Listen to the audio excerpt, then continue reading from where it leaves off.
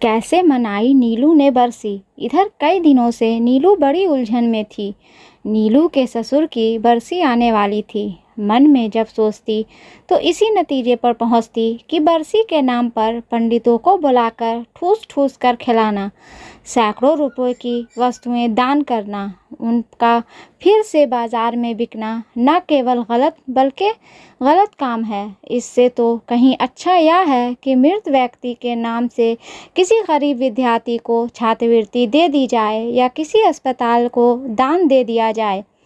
यूं तो बचपन से ही नीलू अपने दादा दादी का श्राद्ध करने का पाखंड देखती आई थी। नीलू भी उसमें मजबूरन भाग लेती थी, खाना भी बनाती थी। पिताजी तो श्राद्ध कर छुट्टी पा जाते थे, पर पंडित व पंडिताइन को दौड़ दौड़ कर नीलू ही खाना खिलाती थी। जब से थोड़ा सा होश संभाला था, तब से तो श्राद्ध के दिन पंडित जी को खिलाए बिना नीलू कुछ खाती तक नहीं थी। पर जब बड़ी हुई तो हर वस्तु को तर्क की कसौटी पर कसने की आदत सी पड़ गई। तब मन में कई बार यह प्रश्न उठ खड़ा होता, क्या पंडितों को खिलाना, दान दक्षिणा देना ही पूर्वजों की प्रति सम्मान प्रदर्शित करने का सही तरीका है। नीलू के यहाँ दादाजी के श्राद्ध के दिन पंडित जी आया करते थे। दादाजी के श्राद्ध के दिन अपनी पंडिताइन को भी साथ ले आते थे। देखने में दोनों की उम्र में काफ़ी फर्क लगता था। एक दिन महरी ने बताया कि यह तो पंडित जी की बहू है, बड़ी पंडिताइन मर चुकी है। कुछ समय बाद पंडित जी का लड़का भी चल बसा और पंडित जी ने बहू को घर में ही रख लिया। मन एक घृणा से उभर उठा था। तब लगा विधवा विवाह समाज की सचमुच एक बहुत बड़ी आवश्यकता है।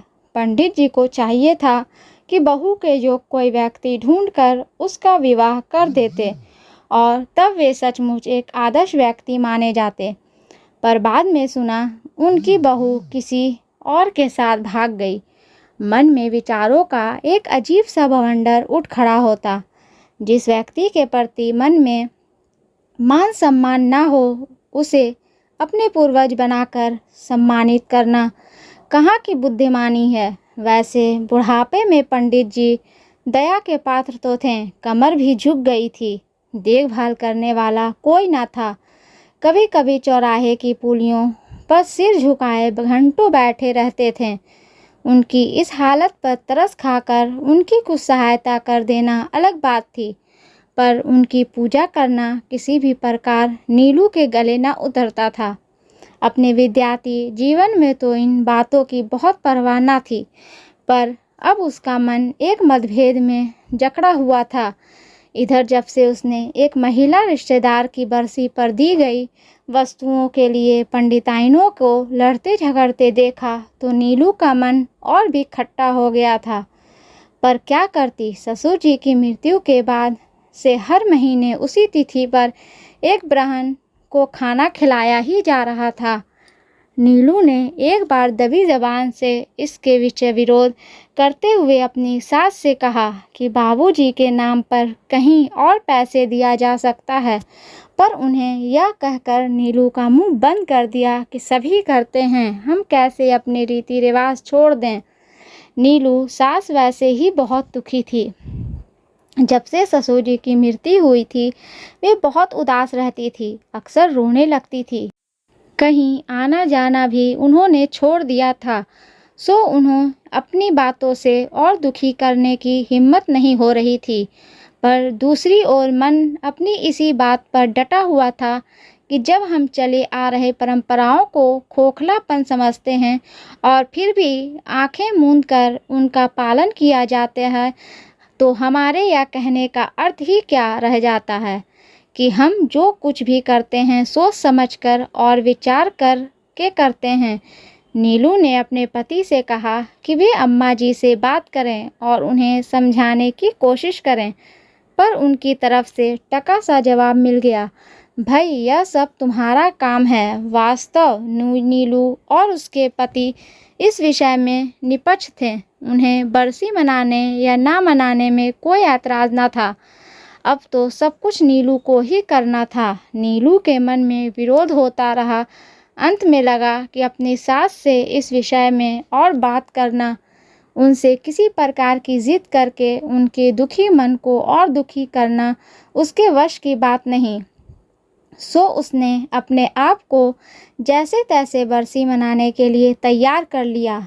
हम लोग आदर्शों के सुधार की कितनी बड़ी बड़ी बातें करते हैं, दुनिया भर को भाषण देते हैं फिरते हैं, लेकिन जब अपनी बारी आती है तो विवश हो वही करने लगते हैं जो दूसरे करते हैं और जिसे हम हृदय से गलत मानते हैं।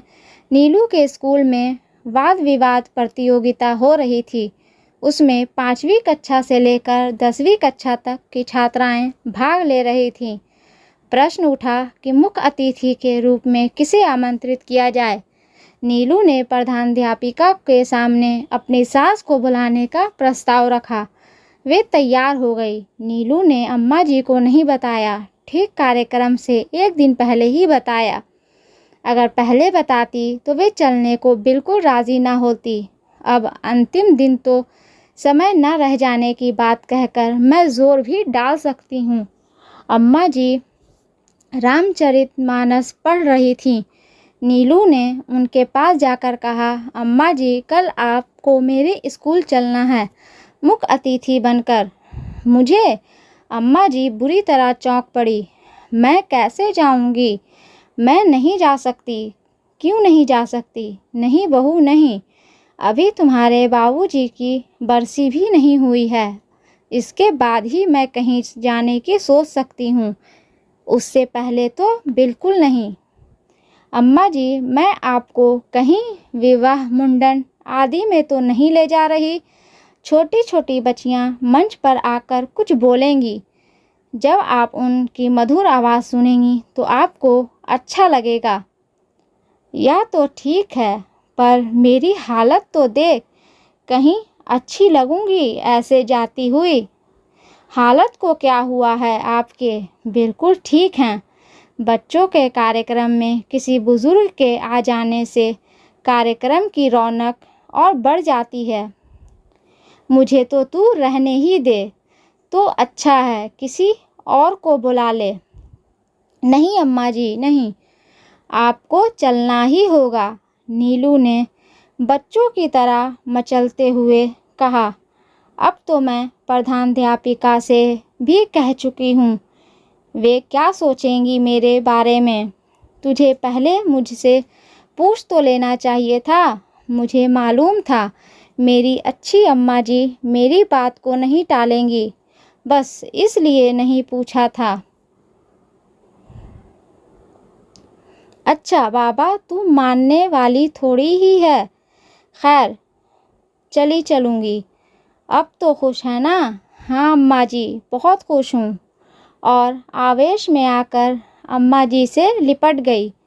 दूसरे दिन नीलू तो सुबह ही स्कूल आ गई थी। अम्मा जी को बाद में ये नियत समय पर स्कूल छोड़ गए थे। एकदम सफ़ेद साड़ी से लिपटी अम्मा जी स्कूल आई थीं। ठीक समय पर हमारा कार्यक्रम शुरू हो गया। नीलू ने अम्मा जी को समझाने के लिए ये सारा नाटक किया। दोस्तों, अगर ये कहानी आपको अच्छी लगे तो प्लीज़ इसे लाइक करें, शेयर करें एंड सब्सक्राइब करें। और इस स्टोरी के बारे में आपकी क्या राय है हमें कमेंट बॉक्स में ज़रूर बताएं। और हाँ, बेल आइकन को प्रेस करना ना भूलें, क्योंकि ऐसे ही आने वाली स्टोरी आप तक सबसे पहले पहुंचती रहेगी। धन्यवाद।